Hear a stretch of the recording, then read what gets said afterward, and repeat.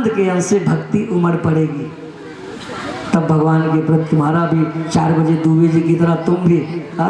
कल हमारे रिश्तेदार आए थे और जैसे हम फाटक खोले तो दुबे जी हमारे 4 बजे ठाकुर जी को रख करके, राम जी की फोटो रख करके, इनका नियम है 4 बजे अपना उठ जाते हैं, राम जी को रिझाते हैं। तो बगल एक रिश्तेदार इनके लेटे थे, कहा जैसे कहा दुबे जी ये बोलते यहाँ तब भरे में मेरे रिश्तेदार कहें आज महाराज 4 बजे से सो पहाड़ कहते हैं।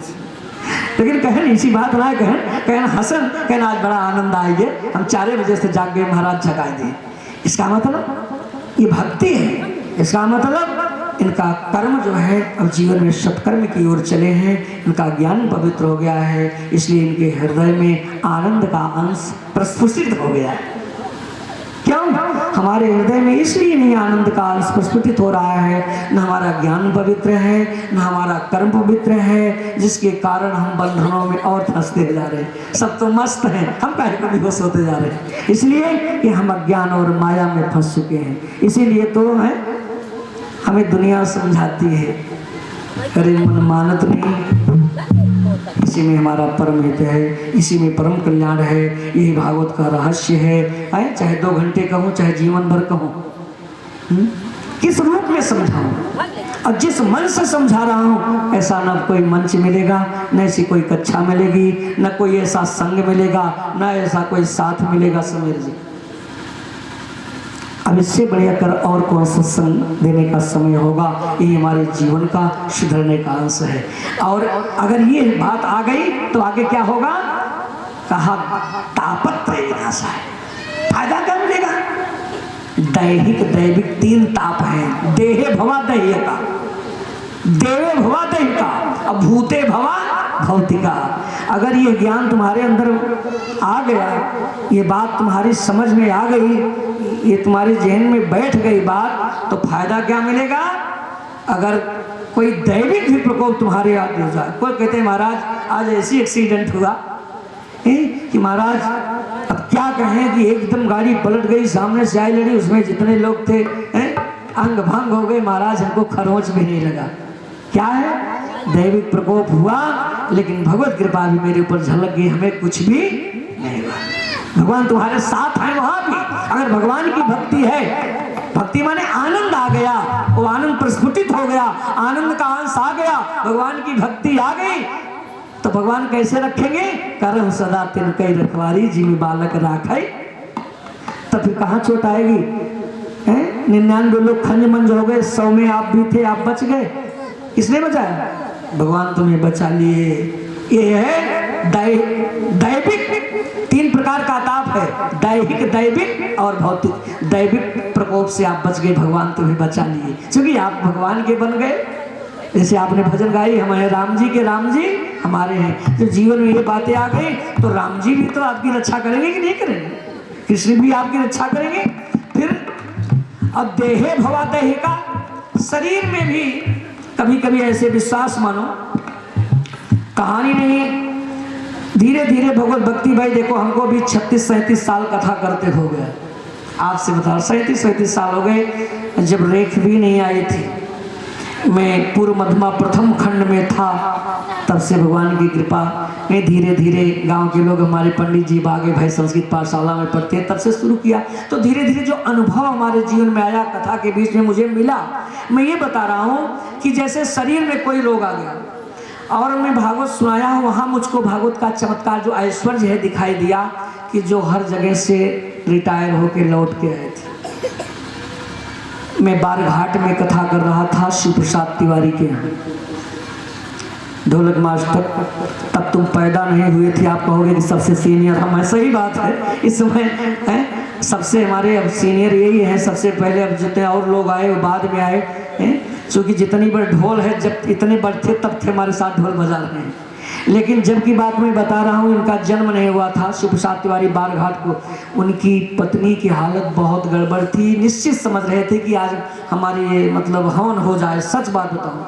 लेकिन मैं उनको विश्वास दिलाया, कहा तिवारी आप दुनिया से लौट आए, आप अध्यापक थे, अपना सामर्थ्य भी थे हर तरह से, अब दुनिया से थक के लौट आए। कहा महाराज, रोने लगे, कहा महाराज जैसे आप कभी कभी याद आ जाता है, जब मैं नहीं याद करता हूँ ऐसे समय पे याद आ जाते हैं तो वो भी भावुक हुए। कहा महाराज हमारी धर्मपत्नी जैसे सबको धर्मपत्नी मिले।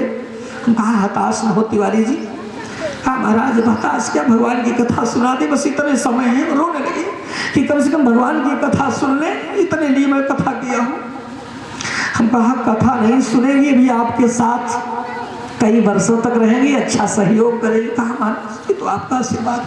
मैं बता रहा हूँ जो जबरदस्ती उनको लाके दो लोग पकड़ के बैठाते तो 10 मिनट वही सस्तीवाचन आदमी बैठती, फिर उठा के ले जाते, लेटा देते। वही बैठ करके हवन के दिन पूरे अपने दम पे हवन की। और आज वो कम से कम हो गया 20-25 वर्ष कथा सुनाए हो गया, आज भी है। दुनिया की ताकत नहीं काम दी, लेकिन भगवान की ताकत उन पे पूरा काम दी। मैं अपना अनुभव बता दूं, आप बन के देखो। और क्या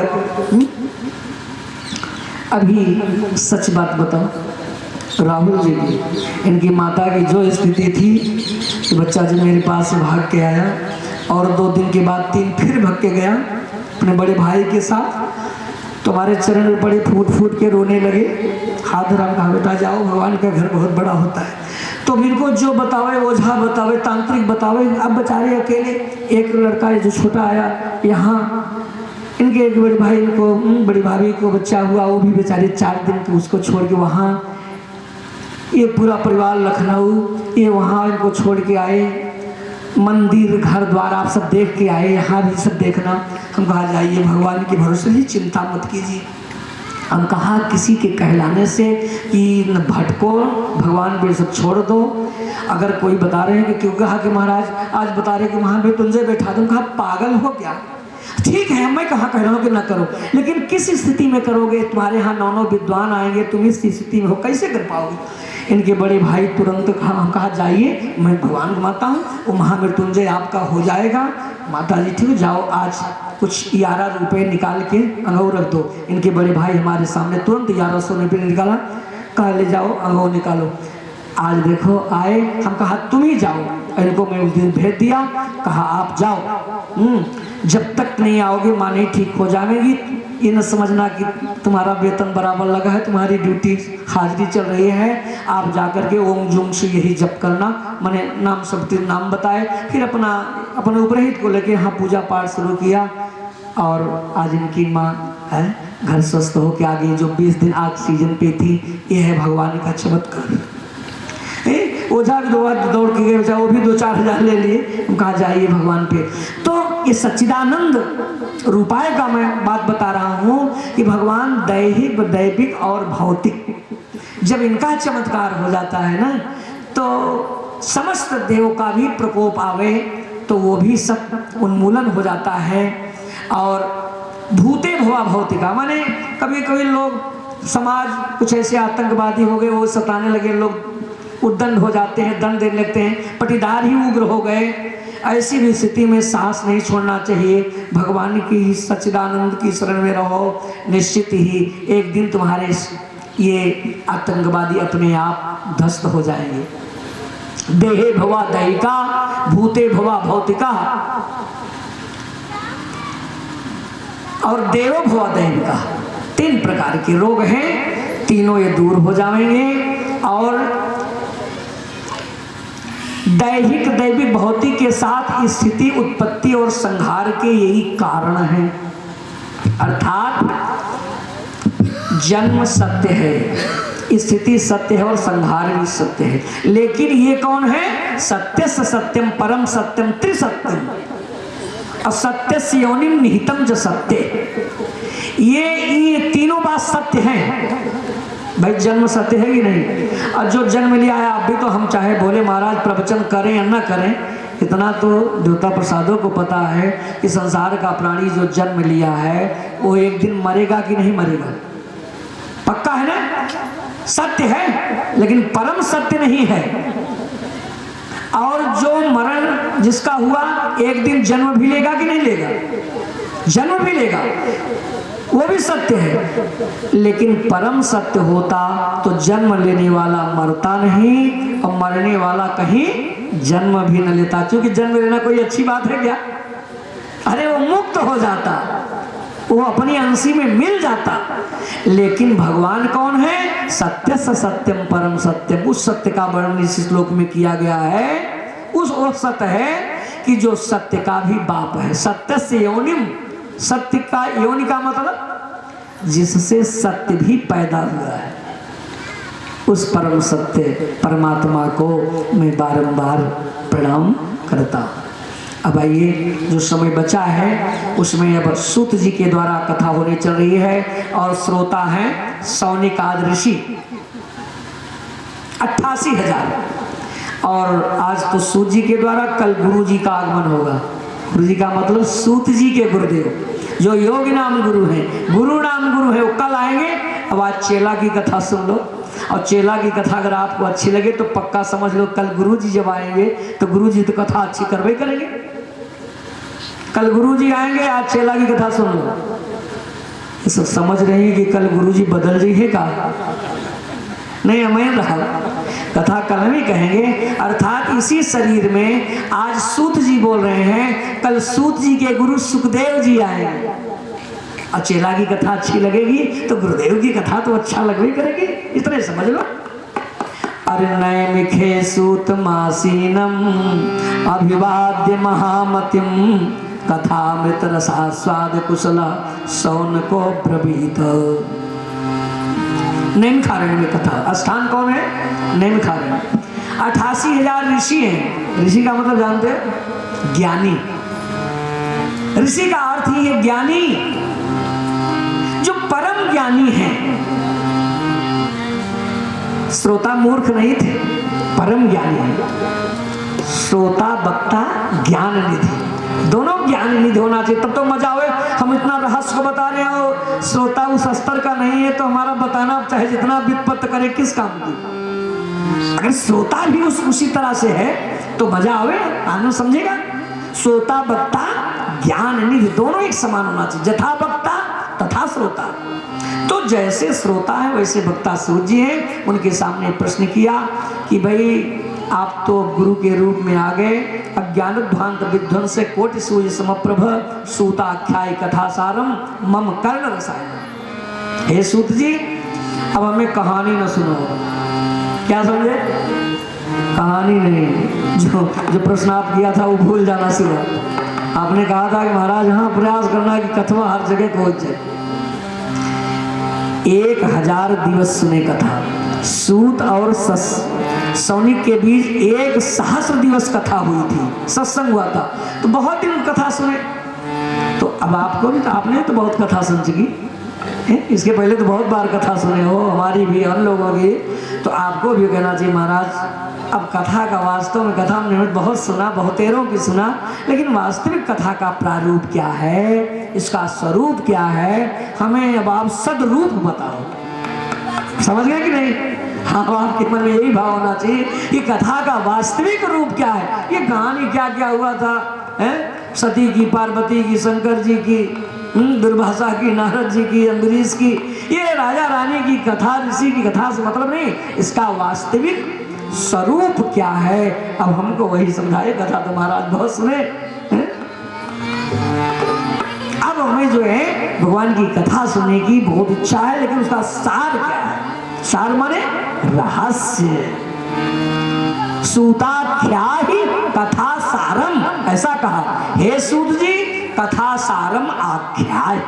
अब कथा का सार क्या है, गूढ़ तत्व क्या है, रहस्य क्या है? अब आप जैसे प्रेमियों को, भगवत तत्व प्रेमियों को तो रहस्य समझना चाहिए। ये कहानी राजा रानी की कथा जैसा लिखा है उसका रहस्य, लेकिन लिखा सत्य है, उसको हम सही समझ नहीं पाते। प्रतिलिपि जो लिखी है वो दूसरी चक्षु से देखा जा सकता है और दूसरे ज्ञान से बताया जा सकता है।